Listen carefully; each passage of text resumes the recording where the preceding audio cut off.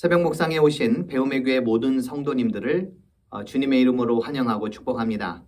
오늘 하루도 하나님께서 주시는 은혜와 평강이 여러분들의 삶 가운데에 가득하기를 기도드리겠습니다.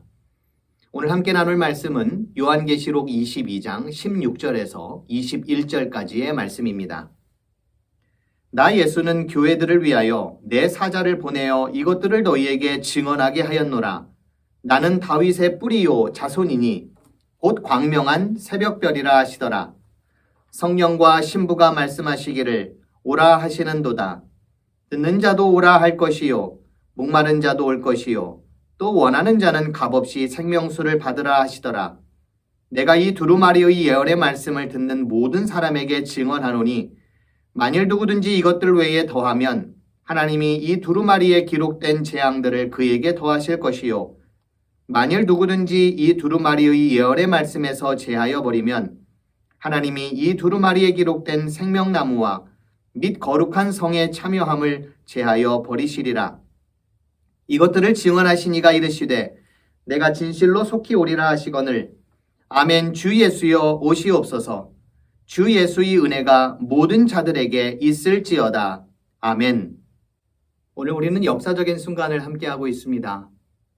아시는 것처럼 오늘 신구약 성경 통독이 마치는 날이기 때문입니다.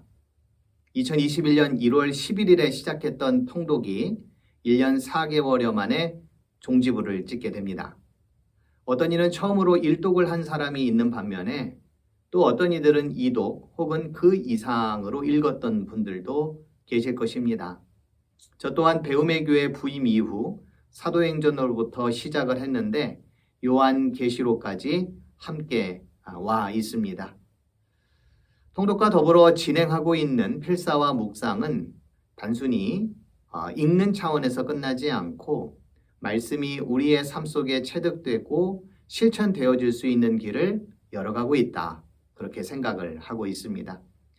초창기 한국에 들어온 외국 선교사님들이 한국 그리스도인들에 대해서 바이블 러버, 성서를 사랑한 이들이라고 이름을 붙였다고 하는데요.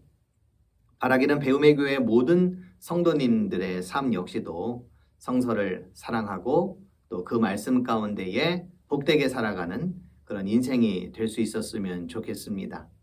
오늘 우리가 읽은 본문은 요한계시록의 마지막 부분에 해당이 됩니다. 오늘 마지막 본문을 가지고 말씀을 전할 수 있게 되어 큰 영광이 아닐 수가 없습니다. 오늘 본문 16절에서 예수님께서는 요한의 입을 빌어 말씀하시기를 교회를 위하여 라는 말로 시작을 하고 있습니다. 본문의 내용은 이렇습니다. 교회를 위하여 천사들을 보내 증언하기를 예수는 다윗의 뿌리요 자손이며 광명한 새벽별이라 이렇게 말씀하고 있습니다. 우리는 복음서에서 다윗의 자손 예수를 애타게 불렀던 한 눈먼 시각장애인의 이야기를 잘 알고 있습니다. 한치 앞을 내다볼 수 없었던 암흑 가운데에 있었던 절망스러운 한 인간을 예수님께서는 그의 눈을 고쳐주셨을 뿐만 아니라 제자의 길을 갈 수 있게 해주셨습니다. 예수님은 우리의 영광과 찬양과 존귀를 받아야 할 그런 분이시지만 한없는 사랑과 은총으로 연약한 인간을 돌보시는 그런 분이시기도 합니다. 특별히 아프고 상처 입은 영혼들을 아끼시고 돌보시며 치료하십니다. 교회는 무엇입니까? 부름을 받은 사람들입니다. 그러니까 예수님께서는 당신의 부름을 받고 모인 교회, 그 교회된 우리를 위하여 일하시는 분이십니다. 따라서 교회된 우리는 우리가 어디에 속해 있는지를 잘 알아야 할 것입니다. 우리의 존재의 근원이 누구이며 힘과 능력이 어디에서 비롯되는지를 우리가 잘 알고 있어야 할 것입니다. 주께서 우리를 위하여 일하실 수 있도록 우리의 삶을 온전히 주님께 내어드리는 그러한 삶이 마땅히 되어야 할 줄로 압니다. 다윗의 뿌리, 이러한 말씀처럼 예수님은 가장 위대하고 또 그리고 가장 힘이 있고 능력이 있고 또 크시며 또 넓기도 하시고 그리고 깊이가 있으신 그런 분이시다. 뿌리와 같은 그런 존재이시다. 이런 인식들이 우리 가운데에 분명히 있어야 할 줄로 압니다. 뿌리가 깊어야 바람에 쉽게 흔들리지가 않습니다. 그리고 뿌리가 있어야 자양분을 공급받을 수가 있지요. 마치 그러한 것처럼 우리 존재의 근원이 되시는 예수, 그 예수 그리스도라고 하는 그 뿌리에 우리가 늘 접속되어 연결되어 우리가 살아갈 수 있어야 할 것입니다. 그러한 삶이 우리 가운데에 지속될 때에 우리는 가장 어두운 새벽이라고 할지라도 동이 트는 소망, 이 소망의 삶을 우리가 살아갈 수 있게 되는 것입니다.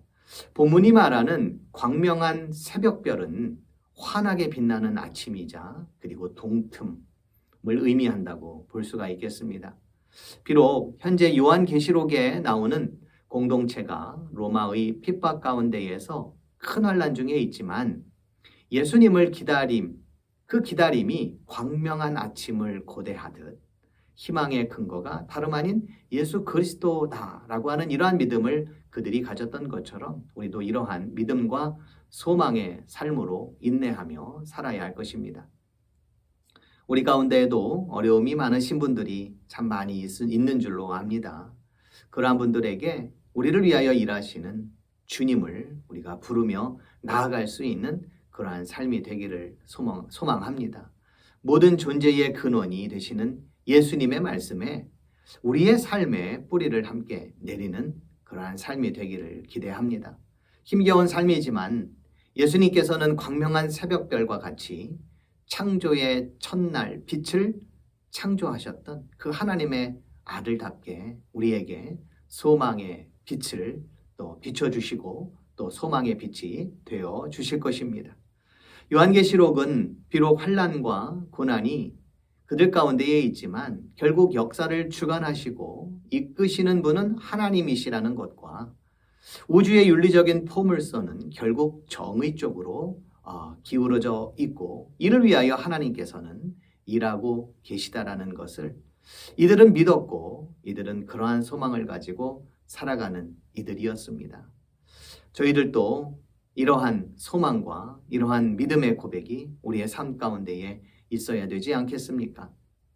본문 17절에 보면 예수님은 듣는 자도 오고 목마른 자도 오고 원하는 자는 값없이 생명수를 받으라고 말씀하고 있습니다. 현대인의 삶은 과학의 발전과 생활의 윤택함으로 인해서 편리하고 안락한 삶을 누리며 살아가고 있습니다. 없는 것이 없고 또 누리지 못하는 것이 없을 정도로 풍족하게 살아가고 있죠. 그러나 이러한 삶이 반드시 행복한 삶과 직결되는 것은 아닙니다. 도리어 마시면 마실수록 더욱 갈증만 생기는 현상이 우리 가운데에 많이 일어나곤 합니다. 순간적이고 감각적인 것들이 인간의 근본 문제를 해결할 수는 없기 때문에 그렇습니다. 철학자였던 폴 틸리히는 종교를 궁극적인 관심이라는 말로 표현을 했습니다. 관심의 대상이 얼마나 많습니까? 그 가운데에 종교, 그 가운데에 신앙이라고 하는 것은 가장 본질적이고 그리고 가장 근본적으로 추구해야 할 관심이 되어야 된다. 가치가 되어야 된다. 그는 이렇게 설명을 하고 있습니다. 왜 그렇습니까? 이 가치는 우리의 인생을 변화시키기 때문에 그렇습니다. 이 가치는 우리의 삶을 더욱더 인간답게 만들기 때문에 그렇습니다. 왜 그럴까요? 그 안에 진정한 생명이 있기 때문 아니겠습니까? 예수님의 말씀으로 변화되고 또 새로운 삶을 얻은 이들이 우리 가운데에 얼마나 많이 있습니까? 배고프고 목마르고 굶주린 영혼들을 채우시는 주님의 말씀은 생명수가 되어서 가라앉은 심령을 채우고 영생수가 되는 그런 일들이 우리 가운데에 얼마나 많이 있습니까? 이처럼 주님의 말씀은 생명의 근원이 되어 주셔서 우리의 삶을 더욱더 가치 있고 더욱더 의미 있게 만들어 주시는 그런 말씀이시라는 것을 우리가 늘 깊이 깨달으며 또 경험하며 살아갈 수 있어야겠습니다. 우리가 그동안에 해왔던 성경 통독은 우리가 관심해야 할 많은 것들이 있지만 생명의 근원이자 영생수가 되는 주님의 말씀에 대한 갈망이고 그리고 갈구였음을 우리는 분명히 믿습니다. 이에 대한 하나님의 넘쳐나는 은혜 그리고 은총은 여러 성도님들의 간증과 그리고 삶의 경험들을 통해서 우리에게 앞으로도 계속해서 전해질 줄로 믿습니다. 이러한 은혜가 우리 배움의 교회 가운데에 늘 있어졌으면 좋겠고요. 생명수가 하나님의 말씀을 통하여 흘러 넘쳐나는 복된 교회가 우리 배움의 교회가 되었으면 참 좋겠습니다. 끝으로 우리는 주님의 오심에 대한 기대와 열망으로 채워지는 삶이 되어야겠습니다. 기다림은 때때로 힘들 때가 참 많이 있습니다. 하지만 어떤 기다림은 기대와 소망이 가득한 그런 기다림도 있습니다. 사랑하는 이들에 대한 기다림, 그리고 정말 보고 싶은 그런 사람들에 대한 기다림. 예수님에 대한 여러분들의 기다림의 감정은 어떻습니까? 삶이 팍팍하고 힘들다 보면 이 세상이 끝장이 나든지 누가 와서 해결을 좀 했으면 좋겠다 이런 생각을 가질 때가 더러 있지요. 초대교회에 환난과 고난을 받고 있는 성도님들의 심정 가운데에는 그런 면이 없지 않아 많이 있었을 것입니다. 하지만 저들이 예수님에 대한 기다림을 가지고 살아갈 수 있었던 가장 큰 이유는 기다림의 대상이 되시는 예수 그리스도께서 지금 고난받는 삶의 현장 가운데에 함께하고 있다는 믿음과 경험이 그들 가운데에 있었기 때문일 것입니다.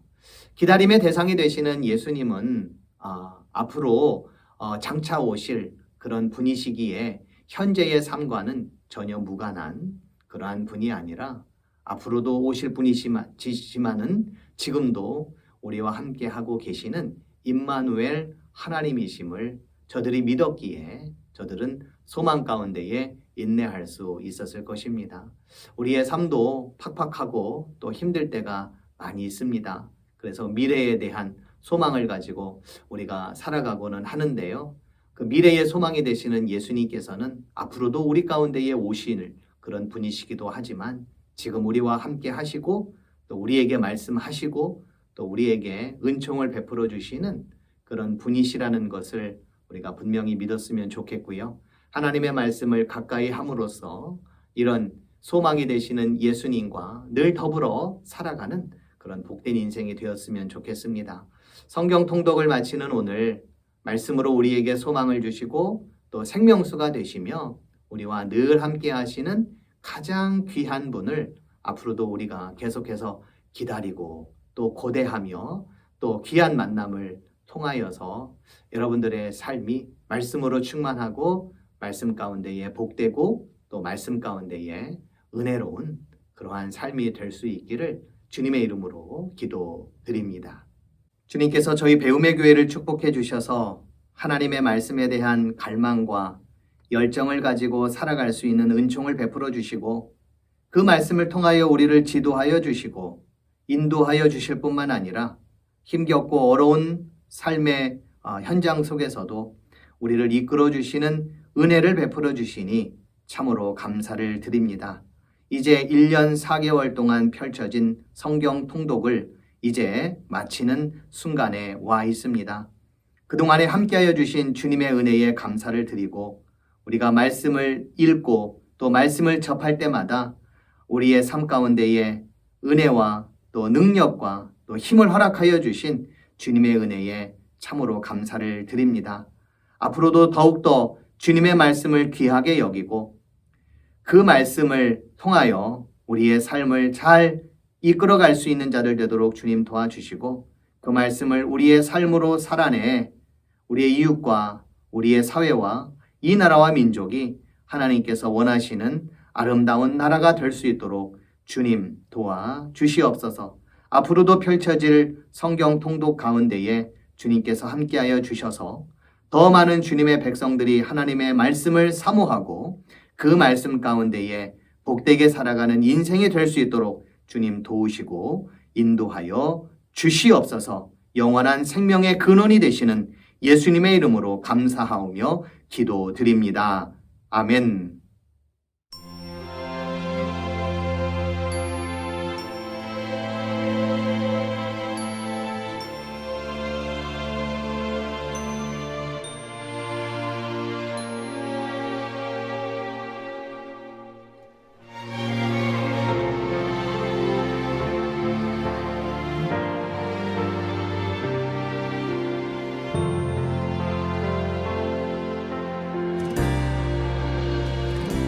진정한 예배가 숨쉬는 교회, 주님이 주인 되시는 교회, 믿음의 기도가 쌓이는 교회, 최고의 찬양을 드리는 교회. 말씀이 살아 움직이는 교회, 성도의 사랑이 넘치는 교회, 섬김과 헌신이 기쁨이 되어 열매 맺는 아름다운 교회. 주님의 마음 닮아서 이웃을 사랑하는 교회, 주님의 영광을 위해서 빛 되신 주님 전하는 교회.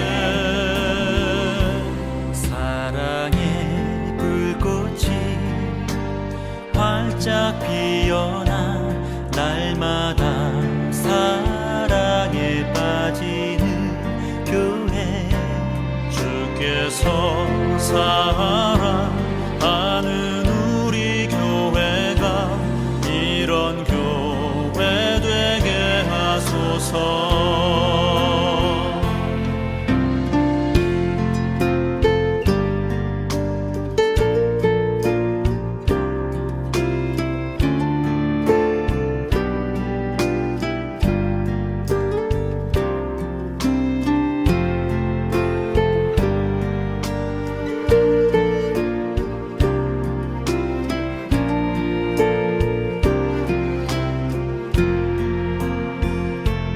말씀이 살아 움직이는 교회, 성도의 사랑이 넘치는 교회, 섬김과 헌신이 기쁨이 되어 열매 맺는 아름다운 교회.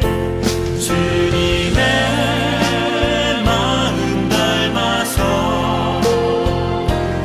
이웃을 사랑하는 교회, 주님의 영광을 위해서 빛 되신 주님 전하는 교회, 주께서 사랑하는 우리 교회가 이런 교회 되게 하소서. 주님의 마음 닮아서 이웃을 사랑하는 교회, 주님의 영광을 위해서 빛 되신 주님 전하는 교회.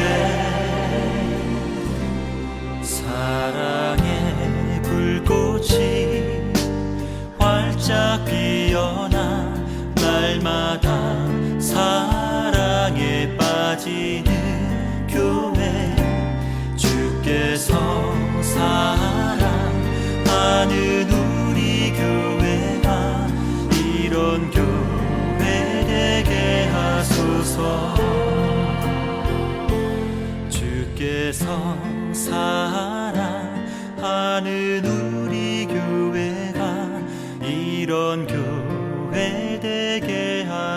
하소서.